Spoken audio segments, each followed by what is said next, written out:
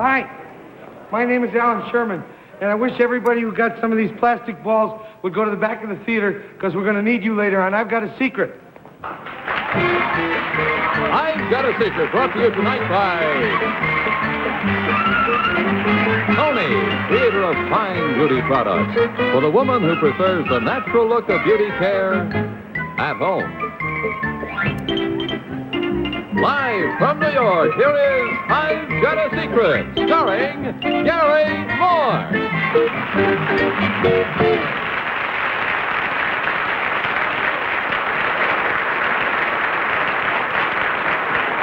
Thank you very much. Good evening. Welcome to another edition of I've Got a Secret. And now that you've met my son, the folk singer, let's meet the kids on our panel. First, there's Mrs. Cullen's son, the TV star. Then Mrs. Palmer's daughter, who married the doctor. Then Mrs. Morgan's son, the one she never talks about. And finally, Mrs. Myerson's daughter, the Miss America.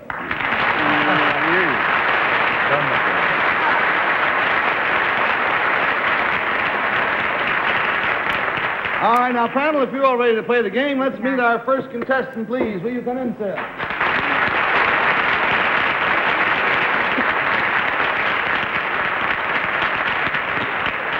You tell our panel, please, what your name is and where you're from? I'm Ronnie Kroll, and I'm from Meriden, Connecticut. Ronnie Kroll, K-R-O-L-L, from Meriden, Connecticut. Now, Ronnie, if you'll whisper your secret to me, we will show it to the folks at home. Here we go. Well, no.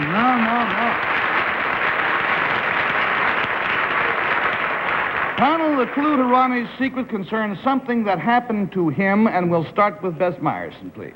Ronnie, is there anyone else mentioned in your secret? No. Were you alone when this happened to you? You couldn't very well have been really alone. But the secret mentions only him, although others are inferred. I see. And the others that are not mentioned but we might think about, are they as young as you are? No. No. Are they your parents, perhaps? No. They're not related to you in any way? No. Was this... Sorry, Bess, $20 down, $60 to go, and we go to Bill Cullen. Did this happen to you in school, Ronnie? No. Did it happen to you outside the house? That is to say, not inside his house, just anywhere outside of his house, away from home. Did it happen to you in a building of some kind, Ronnie? Yes. Was it a physical thing that happened to you? No. $40 down, $40 to go. It was a circumstance. And we go, please, to Betsy. A circumstance, Ronnie, that happened inside of another building. Was it a sport of some sort? No. Did this happen on land? Yes. But you're not too sure. Oh, he's sure. He is sure. Did this happen, was nature, the forces of nature involved in this? Ronnie, she means like sun, rain, windstorm, tornadoes, acts of God. Like that, yes. No. No? But did it have to do with some force of nature? Gravity? No? All right, we've got $60 down and $20 to go. Henry? Ronnie, Gary said that other people are really in this, although you don't mention them in the secret, right? No. You joined the Army. Did the thing that happened, was it an accident? No. Did you join something? Not yet. Not yet. Did you apply to join something? Yes. Panel, Ronnie Kroll has been in show business ever since he was a kid. And after a few years of playing bit parts and working in the chorus, Ronnie has just won one of the starring roles in a Broadway show Starting Thursday, 8-year-old Ronnie Kroll will be playing the title role in the hit musical Oliver.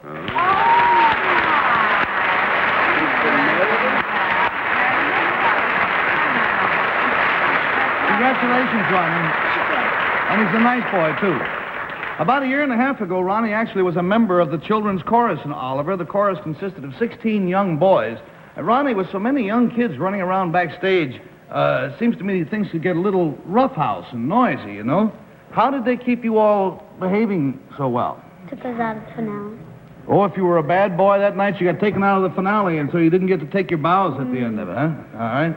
Now, to keep these boys from getting restless also, the kids in the chorus learned each other's roles, and periodically they would take turns playing each other's parts.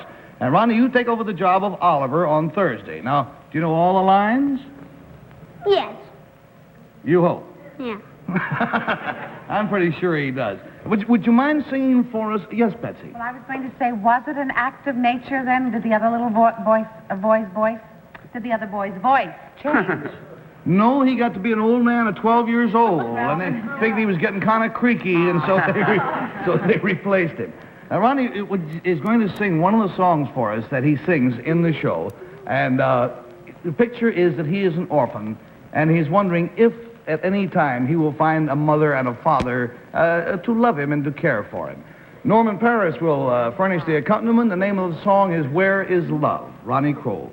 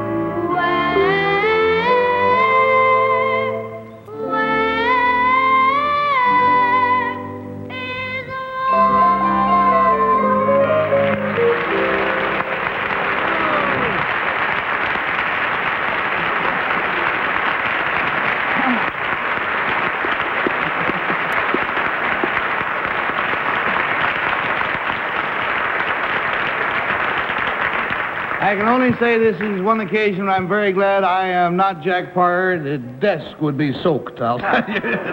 It's hard. It's a lovely, lovely thing. And a very tough song, very rangy. Most young people have a very limited range, but that is a rangy song with tough interludes. And you did it beautifully. Congratulations, and good luck next Thursday night when you open.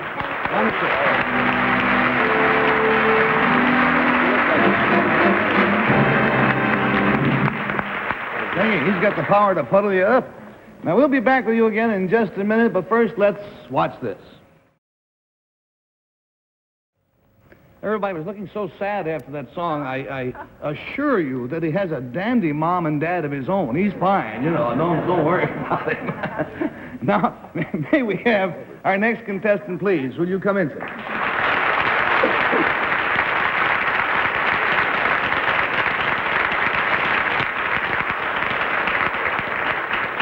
Well, once again, we have that mysterious stranger, Mr. X, amongst us.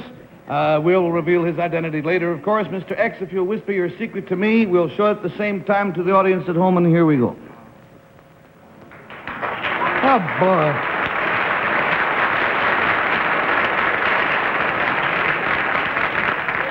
I'm sure it wasn't quite as simple as all that, but we'll fill in the details later. Panel, to help you classify Mr. X's secret, the clue concerns something that happened to him. We started with Bess last time. Bill, let's start with you. It's so easy to say this or when you use the Mr. X, but Mr. X looks familiar to me. Have I ever met you, Mr. X? No. Could I have seen your picture in the paper? That would take care of it. Yes. Was the thing that happened to you, it did happen, was it a pleasant thing, sir? Yes. $20 down, $60 to go, and we go, please, to Betsy. Did you happen to have anything to do with a jewel robbery lately?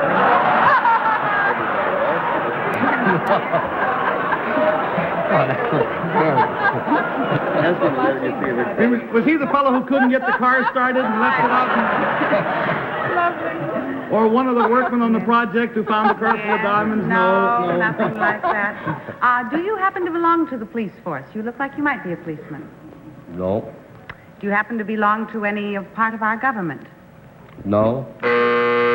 Let me say this. Part of him now belongs to the government. $40 down and $40 to go, and I should never have said that. Henry Morgan, you're on.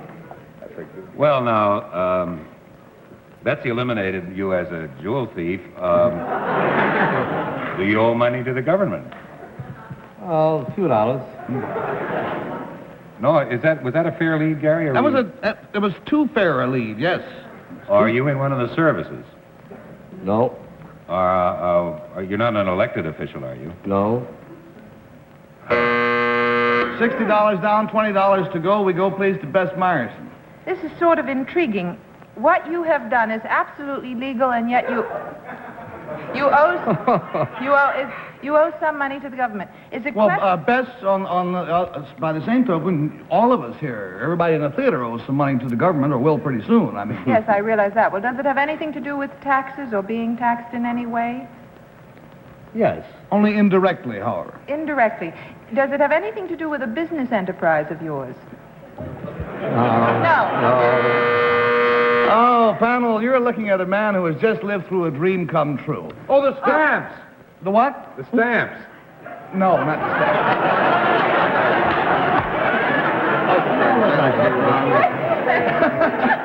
You got the man so upset. He says, do I look like a jewel thief, Betsy? You got to be awfully kind to him after the show. This is Joseph Mariano of Waterbury, Connecticut, who 2 weeks ago placed a $2 bet at the racetrack and came out winning the largest amount of money in racetrack history, $79,600. And plus the 80 he gets here. Plus the 80 he gets here, big deal, yes. Now, he won this $79,600 on a $2 investment, which you got to say is pretty fair odds. But as any racing fan knows, it's got to be more complicated than that. Mr. Mariano, you're the expert. Tell us why you won so much on a single $2 bet. Well, they have something what you call a twin double at Roosevelt Raceway right now. You have to pick 4 winners out of the last 4 races. You have to pick all 4 winners in the last 4. All right, so naturally, as you win, say, the 6th, and then the 7th, and then the 8th, the money is accumulating all this time. All right. Now, actually, although the ticket that he actually won on only cost him $2, he told me that evening he really bet a total of $20. Now, why did you find that wise to do? Well, I had to pick my winners in the first and second race, and then I picked the winner in the 8th race. But I didn't know who I wanted to bet on in the 9th race. So what I done, I bought enough tickets so that I could take all the horses in the last race with the winner of the 8th race. That way, I couldn't lose if the 8th race won for me. So after he had won the 6th race, the 7th race, and then he won the 8th, he knew he had it made, but not to what extent, because he couldn't lose. He had all the horses in the last race. Now, what were the odds on the horses that you picked, these 4 horses? Well, in the 6th race, Gary, the odds on the horse that won was 2-1. And in the 7th race, it was 15-1. In the 8th race, it was 2-1. And in the 9th race, it was 30-1. 30-1. So it's no wonder he was the only winner there. Say, you must have a system, buddy. You want, there's nobody listening, you know. What's your system? Well, all I do is take a look at their post position and their ratings and how fast they run, and I need a lot of luck. A lot of luck is right. Actually, he is not a big gambler. He goes and just has a pleasant evening and spends a few bucks, and that's it. We want to thank you very much. Oh, by the way, are you going to the racetrack again soon? Wednesday evening. Wednesday evening? Here's $2. You take that and bet it for me, and you can bring the 79,000 around anytime. I'll be there.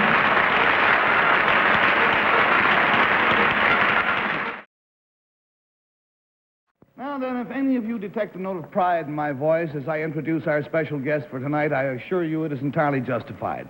Just about 12 years ago, when I've Got a Secret first went on the air, we had a young producer who guided the show through all of its growing pains and was largely responsible for whatever success we've enjoyed. Then about 6 years ago, he decided to break loose and go out on his own to try to conquer new worlds. Tonight, at last, the prodigal son returns. And we're dying to see him again and to talk with him. Here he is, my son, the nut, Allan Sherman. See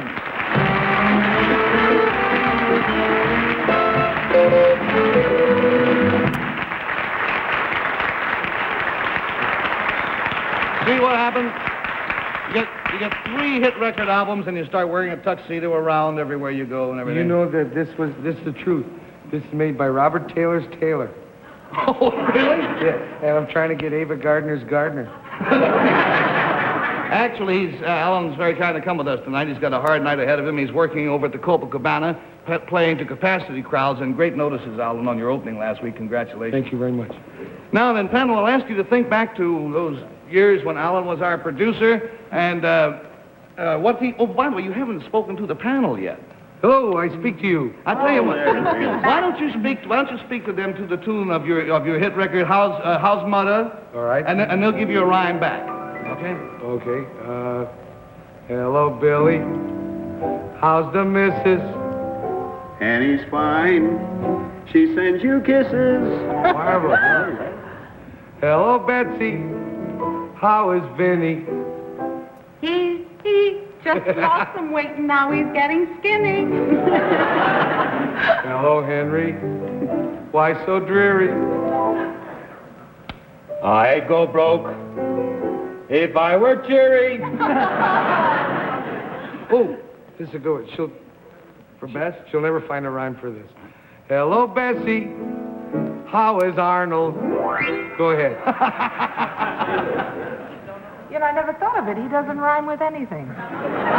Yeah, but he goes with you. He goes with me. Yes, that's right. He doesn't go with the rhyme, but he goes with you. All right, now I'm going to ask you to think back to the lovely evenings after the shows when we would go next door to a place called McGarrity's Ice Cream Parlor and Health Spa. And we would sit around and, just play games with each other. And one of the best games we used to play was making up limericks. Remember that? True. All right, now, tonight we want to make up some limericks, but how do you suggest we get started? Well, that's why I threw out all those plastic balls. I thought if we got all those people up here and you interviewed them and got some information about them, we could make up limericks about them, just whoever they have. All right, ushers, will you bring those nice folk down here? And panel, the way we'll do it is that, for instance, on the first one, I will interview the lady or the gentleman, get some vital statistics, and Bill, you take the first line, and Betsy has to make up the next line, Henry the next line, Bess the next line, and the punchline always will have to come from Allan. Naturally, we've never seen any of these folks before, and we have a gentleman from the Navy here. Will you come in and hand me the card, please, sir? There you go. Hi, how are you? All right, this is Donnie Golden. And Donnie, where are you from? Hot Springs, Arkansas. Hot Springs, Arkansas. How many years in the Navy? 2. 2 years in the Navy. What are your favorite hobbies? Just model building. Model building? Yes, sir. Are you married? Yes, sir. You married? How many children do you I have? haven't got any children. You haven't got any children. All right, with those vital statistics, that should give you at least 5 lines, which is all you need. Allan? All right, Bill, you know a lyric, da-da-da-da-da-da-da, something like that. Go. There was a young Donnie A. Gobb. There was a young Donnie A. Gobb. Proceed. Who, dressed pretty snappy. Not like a slob. Very good. Look, it's already in there. That's a little too many syllables, Yes, Henry. but There was a young... What? I just want to recapitulate. Oh, fine. There was a young Donnie A. Gobb who dressed pretty sloppy, not like a slob. No, that's not right. There was a one there named Gobb who certainly wasn't a slob. Who's very good. That's That's good. Who certainly wasn't a slob. Very fine. His hobby was models. His hobby was... Hobby was models, like Arnold. Models. I'm sorry, I really Bottles. Oh, his hobby was models. I'm sorry. Upcoming are bottles. I mean, in case his wife gets that way. Upcoming He are makes bottles. models and bottles. That's right. Models and bottles. All right, Allan. He makes bottles and bottles. There was a young fellow... Would you mind repeating that? There was... A young fellow named Donnie A. Gobb. It certainly wasn't. It certainly wasn't a slob. His hobby was models. He makes models and bottles. Upcoming are bottles. Making models is certainly some job.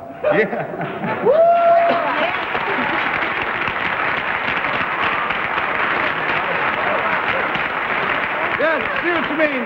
Donnie, thank you very much. We will have that typed up for you as a souvenir after the show. And this is Nancy Jane Flegel. Flegel, Nancy Jane Flegel. Mrs. Flegel, where are you from? Crown Point, Indiana. Crown Point, Indiana. Why are you in New York? AFL-CIO convention. AFL-CIO convention. Is your husband a member of a union? He is. Yes, her husband is a member of a union. Have you children? 5. You have 5 children. And your hobbies are? Keeping house. Keeping house. That's more than enough information. And who are you going to start with, Allan? Well, we'll start with Betsy. Mrs. Flegel, who comes from Crown Point.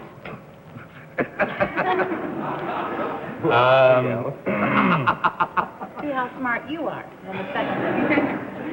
Mrs. Flegel, who comes from Crown I got Point. that much, yes.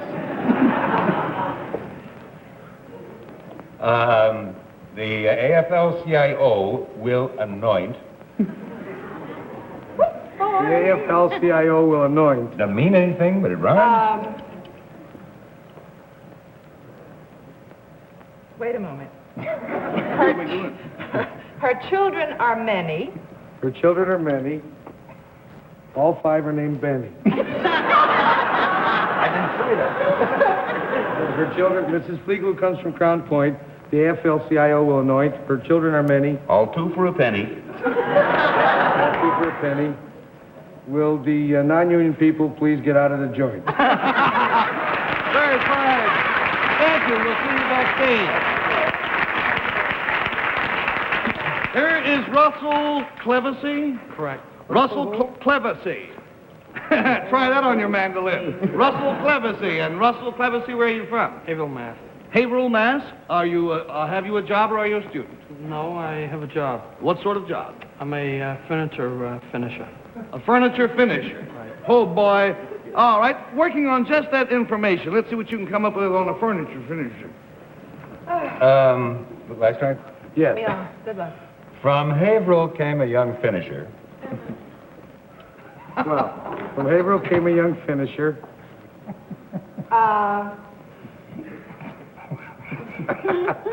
Candidate 2 was a winner-sure. Right. Is that finisher? Well, I don't know. That's the Finisher. craziest thing I ever heard. How do you rhyme with finisher? I don't know. Candidate 2. Let's start again. Yeah, I'm Sorry, that's sorry about that one, Just too. a Wait a minute. The minute. present. Say Clevacy. That's terribly. Clevacy, yes, Russell, fine. Mass. Yes, from Massachusetts came a young Clevacy. You got All that right. or finisher? Whose ancestors avoided heresy. Very good. After all that applause, I hate to bring it up, but that doesn't rhyme. At all. Let's keep it moving. We got. Okay, go. All the chairs he would finish. Finish. While the yarns he would spinach. And Mrs. Clevacy is getting heavy seed. That was a little contrived. Thank you very much. Now let's come out here. We have only 30 seconds left.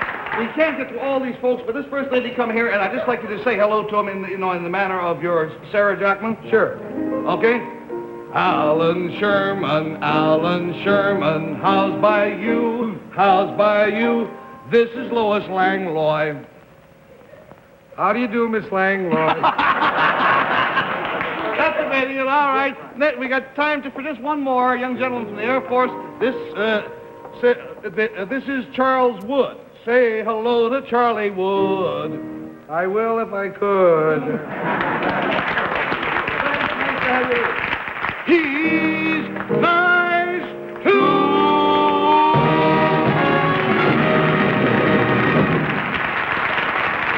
Allan Sherman, go to work, buddy. At the Copacabana, have another great show. Allan Sherman. We'll be back with you again right after this important message.